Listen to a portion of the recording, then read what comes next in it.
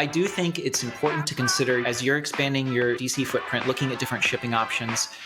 One of the choices you're going to have to make is, okay, we want to be able to ship more quickly to customers in a given region. I have a retail store in that region. I could build a new distribution center that I own, or I could use kind of another option, which might be like a 3PL, a third-party logistics company that'll warehouse this stuff for me. There are benefits and there's trade-offs to each of those approaches. And so I think it's really important for companies to go into that decision eyes open, particularly with the store shipping option about what the costs are. You're listening to Retail Remix, your inside access to candid conversations with the people shaping retail's future. Here's your host, Alicia Esposito. Supply chain has been a hot button topic, not just in the retail media, but in the mainstream media as well. It's pretty obvious why.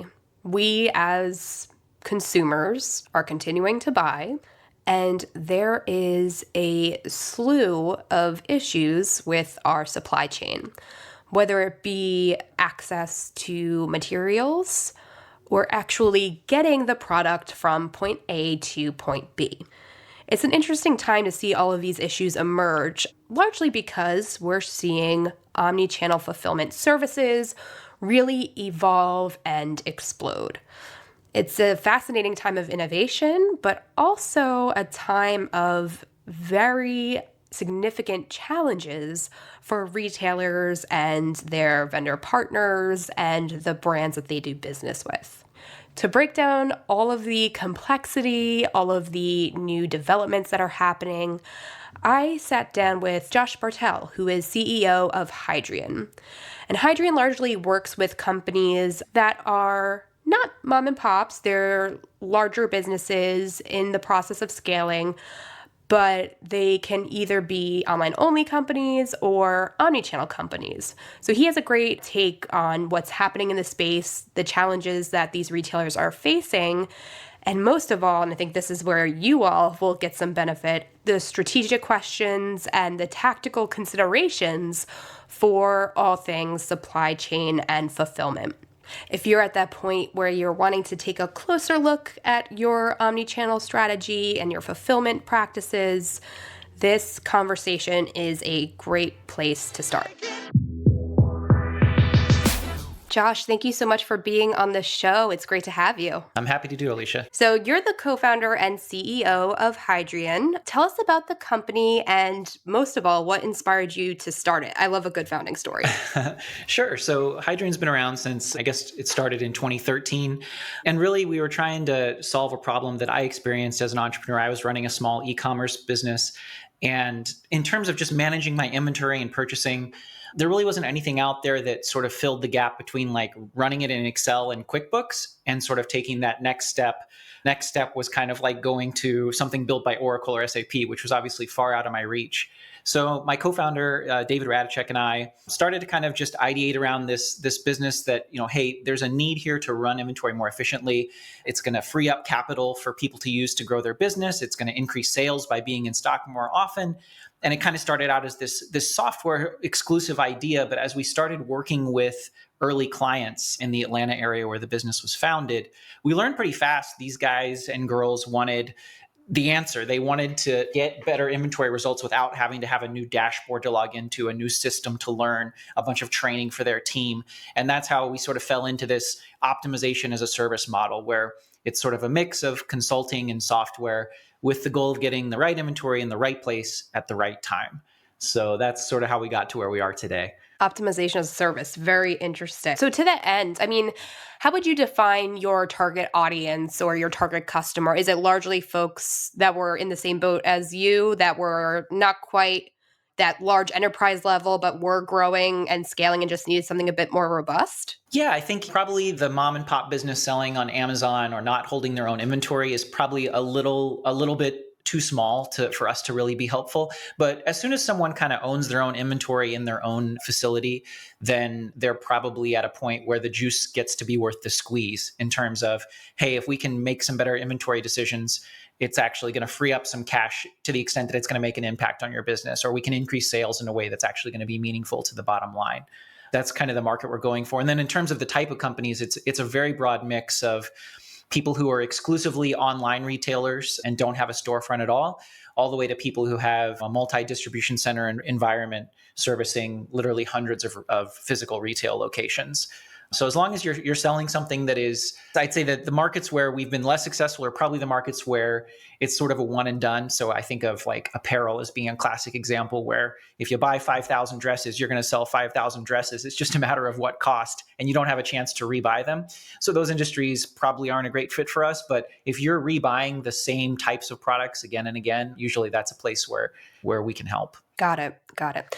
No, and the reason why I ask is because obviously on a broader scale, in our coverage, even on this podcast, we've been talking about a lot of the issues around supply chain, inventory management, fulfillment experience. I mean, all of these things that, we've largely considered quote unquote back end issues have come into the spotlight because they have had such a profound impact on not just the customer experience with a specific brand or retailer, but just, the overall buying journey, right? Demand patterns are upside down, channel usage is changing, commerce behaviors are changing. There are so many factors, and it all kind of trickles together into supply chain and logistics, which I think has been so fascinating to see as someone who, anytime that they would have to cover supply chain, they'd be like, ooh. And I love to hear from you because obviously you have the firsthand experience of being on the brand side, but now you're providing solutions to these companies.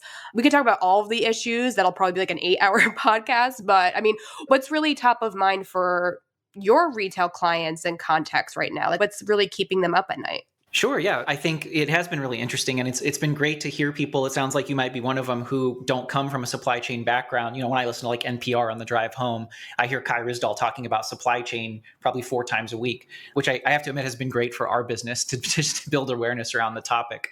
In terms of what our clients are most concerned about, so I think we are seeing some evidence that inventory availability issues are starting to get better. So the examples, I think every consumer has experienced, trying to buy like an appliance, like a washing machine, for example, has been pretty impossible. There is starting to be some availability, and things that have been on back order for months and months and months are starting to become available. But what we continue to see are extended lead times. And so in our mind, what that means is that we need to understand there's this pipeline of inventory coming into our business, and that pipeline has gotten a lot longer during the pandemic. And we need to make sure we've filled that pipeline with inventory. And I'd say most companies we interact with have gotten there and have put more inventory on order so that when this stuff finally comes out of the pipeline and shows up in your warehouse, you have the right amount on hand. I think the biggest concern right now has sort of shifted, certainly in our minds, to be one of, some people would call it a bullwhip effect, but our belief is that lead times will improve only when demand returns to normal. And in many industries, demand is still highly elevated from pre-pandemic levels. But none of the manufacturers, or very few of them, are actually investing in the type of capital projects like building new factories that it would take to alleviate that long lead time that we've been seeing. And of course, we know there's still the logistic issues around getting shipping containers and shipping capacity. There aren't a lot of new boats coming online. And I think it's because the world realizes this is temporary. Eventually, demand will return to normal. And so when it does, all this stuff that you've had on order for so long, all these shipping delays and container availability issues, all that kind of goes away. And this huge pipeline full of inventory potentially all arrives at your business. And if demand is falling, it's probably arriving right at the time you don't need it. One of our predictions is that, and I wouldn't have this job, I'd be making a lot more money in finance or economics or something if I knew when that was going to happen. But when it does happen, and it eventually will happen, whether it's months from now or potentially years from now, we are going to see businesses going bankrupt because they've taken on a glut of inventory and weren't reactive enough in managing that sort of stuff that's tied up in the supply chain. And so that avoiding that problem is going to require, first of all, understanding as when lead times are changing, when demand is changing, reacting quickly, and most of all, working with your vendors that inventory is coming from. Especially if you have a long supply chain that has an import component, you might have 4, 5, 6 open purchase orders for the same product that takes 4, 5, 6, 9 months to arrive. Well, You need to be in communication with your vendor and say, hey, look, my demand situation has changed. If this stuff isn't on the water yet, I need you to, cancel this PO or push this PO out. So that's really where our concern is focused, is if as the landscape shifts, both on the lead time and the demand side, let's help our clients react quickly, and let's make sure that clients are working closely with vendors to avoid major inventory problems. In this case, probably an inventory overage. And that's where I'd recommend people be focused right now, is sort of developing the tools that are going to let you keep a close eye on those things. Got it. So it seems like, and I don't want to put words in your mouth, but the media worlds, maybe in some cases, the retail community, it seems like we're focusing on a very specific talking point or topic within this big supply chain umbrella, so to speak. But it seems like what you're discussing, so the friction between demand and lead times and that bullwhip effect, I personally haven't heard a lot about that. So do you think that there's going to be a tipping point where like the conversation is going to shift?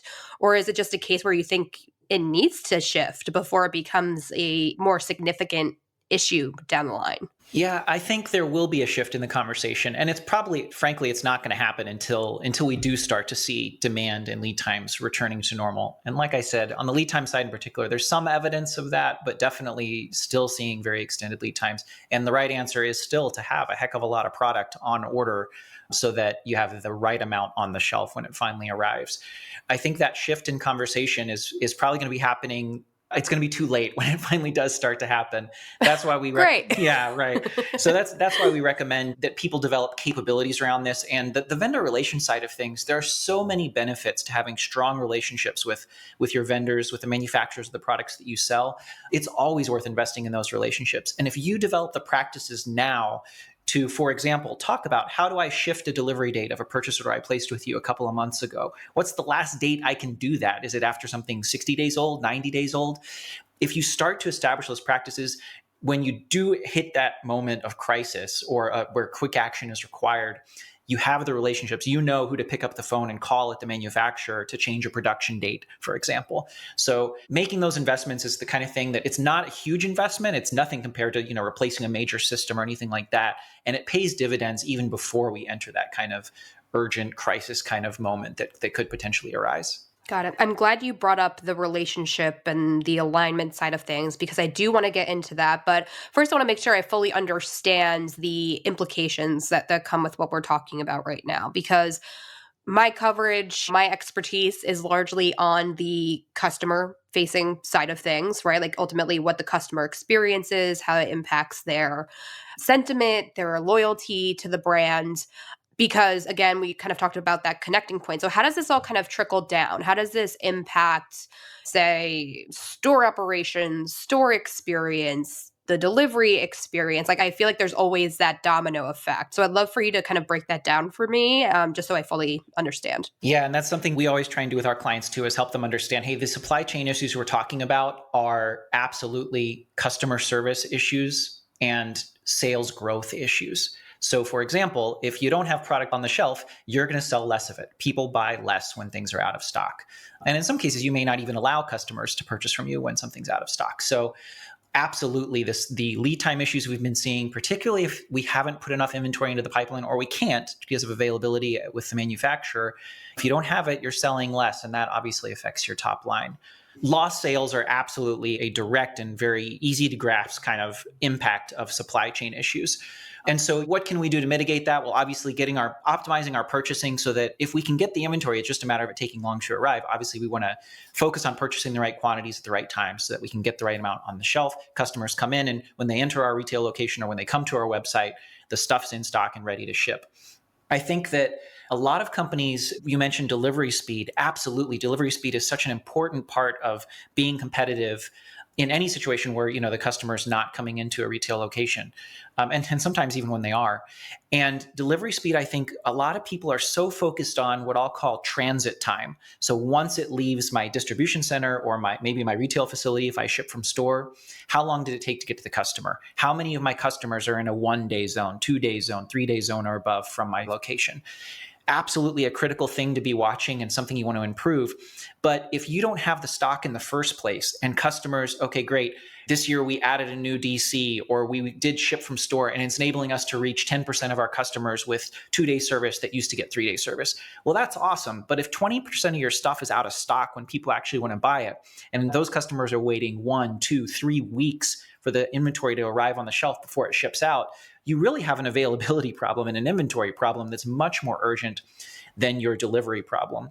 So I think that the part of delivery speed that is dependent on having the inventory in place and avoiding back orders whenever possible is something that I think a lot of companies miss in this drive towards expanding your shipping footprint by enabling stores to ship or by adding DCs. Very interesting. So quick follow-up question to that. Since we're talking about this tug of war between the need for speed, so to speak, and the availability issue, because it's all about alignment on expectations, I feel like. More and more, I've kind of been seeing this, I don't want to say marketing messaging, but it's like you can opt into longer shipping times or like not getting the item as fast, and it can go towards like a credit or you can get some sort of perk. Do you think that's like a viable way to address it or incent consumers to maybe rethink the speed side of things? And tell me if you really don't have an opinion, but like it's just like the more I'm seeing it, the more I'm like, this is interesting because it is a mutually beneficial component of that checkout experience. Like I wonder if there's something there and like if it maybe will pick up steam in some way. I don't know. Tell me I'm off base or tell me like you're right. It doesn't make sense. You're right on the money. And I think that, obviously we would love to understand which of our customers are happy to wait for something and which aren't. To use an example, we work with a lot of clients in the like plumbing and fixtures industry. And a lot of the times, they order 4 toilets to a residential job site and it's literally going to sit in a client's garage until they're ready to do the project 2 months from now. And they don't care if it comes in 2 days or 2 weeks. And conversely, you have most consumers who want it as fast as possible. And helping customers identify themselves as needing less urgency is incredibly powerful. And as your shipping footprint does get more complex, you're faced with lots of opportunities to balance speed versus cost. And I would argue also customer service. So to take one example, let's say that a customer places an order on your website and it's for 2 different items. You have one item in stock at a shipping point right next door to the customer. And the only place that you have the other item in stock is halfway across the country. So have a decision to make. Do you want to ship each of those line items from each facility today? And now the customer is getting 2 shipments on 2 different days. And it's costing you a heck of a lot in shipping, assuming you're paying the outbound shipping for that item that's traveling across the country. Or is this a customer who says, I'd prefer to get this all in one shipment. I think the location closest to me is going to be in stock on my whole order a week from now. That's a fine waiting period. And you know what? I'll take that dollar credit or whatever credit you're willing to give me to get the whole order a week from now. Now you've saved dramatically on shipping costs because you're not shipping stuff across the country. It's all in one shipment, which to ship 10 pounds on 2 shipments is a lot more expensive than to ship it on one shipment. And it's great customer service because they get the whole order. To use the toilet example again, if I can ship you 5 toilets today, but the toilet seats don't arrive for another 3 weeks, well, I probably haven't really solved your problem by shipping the 5 toilet bases today. And that's something we see all the time with customers. So as your DC and your store shipping footprint gets more complex, you'll have more and more opportunities to match customers with inventory that isn't quite in the right place, but you do have it. And if customers can help you decide this is kind of order routing is the larger topic we're talking about, in a way that optimizes their experience, lowers your cost potentially, prioritizes the demand that really does need to get there right now, that's a really powerful thing. Fascinating. So then to add another level of complexity, how does the expansion of fulfillment options or services kind of play into this? Because we're seeing more and more companies expand their buy online, pick up in store options. They're doing curbside. Some are doing drive-through. I mean, there are so many different ways we're seeing companies try to innovate in this area. But I could imagine, you're just breaking down the complexity of routing orders, depending on where a person is and where the DCs are. I mean, how do the actual services impact things and what the brand wants to roll out in order to be quote unquote omni-channel. Yeah. I think I mentioned that there's a push to rapidly expand the DC footprint, and understanding how it's going to make order management more complicated is certainly part of this. When you are talking about a location where it's possible to do a curbside type pickup, I think that's absolutely a requirement right now in the COVID day and age. So that's wonderful. If you can expand the types of services you offer to customers who are coming to a retail location, probably not as realistic to do that, at a million square foot distribution center, have people waiting in the parking lot. I think that, to the extent you can give people more optionality, particularly if it's not a huge cost impact to you, that's really powerful. I do think it's important to consider, as you're expanding your DC footprint, looking at different shipping options. One of the choices you're going to have to make is, okay, we want to be able to ship more quickly to customers in a given region. I have a retail store in that region. I could build a new distribution center that I own, or I could use kind of another option, which might be like a 3PL, a third-party logistics company that'll warehouse this stuff for me. There are benefits and there's trade-offs to each of those approaches. And so I think it's really important for companies to go into that decision eyes open, particularly with the store shipping option, about what the costs are. So to ask a retail location to also effectively become a distribution center without ensuring that you have the staff there and the training and the infrastructure, such as literally the ability to physically move things through the retail location, packaging supplies, all the kind of things you haven't had to think about for, all those costs kind of add up. And usually any of these solutions is also going to have at least some system and IT cost. What we've seen a lot of clients do is rush headlong into omnichannel fulfillment, which to them usually means shipping to online customers from retail locations. And very quickly, the costs dramatically exceed and the timelines dramatically exceed what they thought they would be. So in ascending order of commitment, I think the 3PL probably sits at the bottom in terms of cost and time to market, and can be a really good way to sort of test how a geographic market will respond to having a closer shipping point. And it might be the right decision rather than going to a store. Forgive me, I took this on a tangent that I'm not sure you were going down. No, I think it is, because I think the end game of it all is you want to provide these services for your customers, right? Like you want it to be fast and easy for them, but on the back end, it needs to be profitable and make sense for your business. And I think that's kind of like the tug of war that a lot of retailers are probably navigating right now. I don't know because I'm not there, but I could imagine, because over the past year or so, like the rapid rollout of these services, like because they had to, right? You said like, this is just the way it is. Like you should be offering these things, but I could imagine like on the back end, maybe like they're also at the same time trying to figure out that profitability side. So I think that's kind of where we're going with this. And I think it's fascinating. So, I mean, is there anything else that we need to get into to consider like those checks and balances and make sure that it is still profitable and still makes sense for the business on the back end? I guess if we're thinking longer term, there are definitely companies who know they want to maintain a retail presence long term, but their retail stores had a dramatic fall in business. And one way to keep those stores open and keep the people there employed, or at least minimize store closures and layoffs, is to shift some of your online shipping business to those stores. So I think my word of caution, I totally acknowledge for some businesses, this was hey, look, we know this is not going to be necessarily the most profitable short-term decision, but we're preserving a key strategic component of our business by keeping these retail locations in place, by keeping these experienced employees on board. And so moving demand around in this rate, there's just so many considerations that you can get into, and that's definitely one of them that I don't want to overlook. Interested in learning directly from innovative omnichannel brands, disruptive DTC players, boundary-breaking tech leaders, and more? You can at the 2022 Retail Innovation Conference and Expo, taking place in Chicago from May 10 to 12. Whether you're looking to strengthen your omnichannel strategy, accelerate your e-commerce experiences, or get inspired by new design trends, we have something for all members of the modern retail business. Join executives from Coach, Foot Locker, Brooklinen, Elf Beauty, and more for one of the industry's most anticipated events in retail innovation. Podcast listeners get 50% off on all passes using the promo code RICE50P07. Better yet, early bird pricing is available until March 12th, so you'll get to save an extra $300. Again, take advantage of these incredible savings by going to retailinnovationconference.com and using the promo code RICE50P07.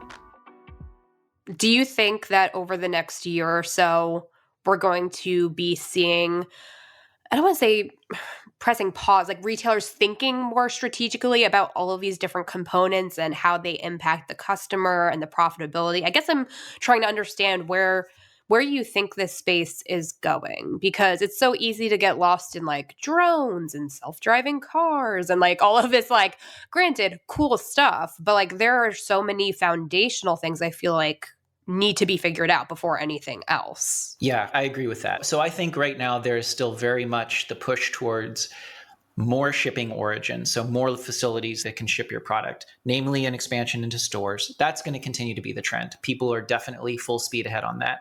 And for large, complicated businesses, it's a multi-year effort just to get that capability stood up.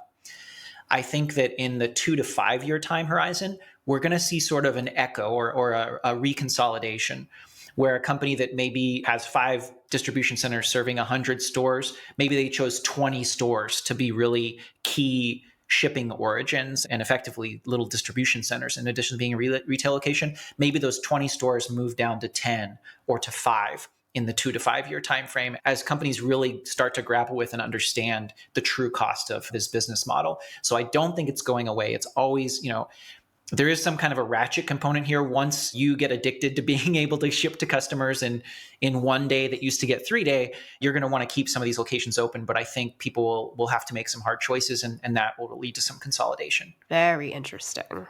So I do want to go back to one point. I think there's a connecting point here. So earlier you brought up the idea of retailers having to be more transparent and communicate better with their vendor partners, how that ties to kind of that tug of war in demand and lead times on the supply chain side.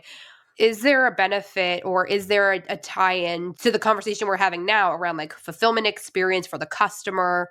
I could imagine there is more work to be done on that alignment and collaboration side. So I'd love to hear if you have any closing thoughts or recommendations around what retailers can do to address that side of things and ultimately minimize friction for the customer. That's always the end goal, right? Yeah, absolutely. I think so I've already emphasized how important it is to have good relationships with your vendors and to sort of set the expectation that there's a two-way kind of communication happening at all times. So that's obviously worth doing.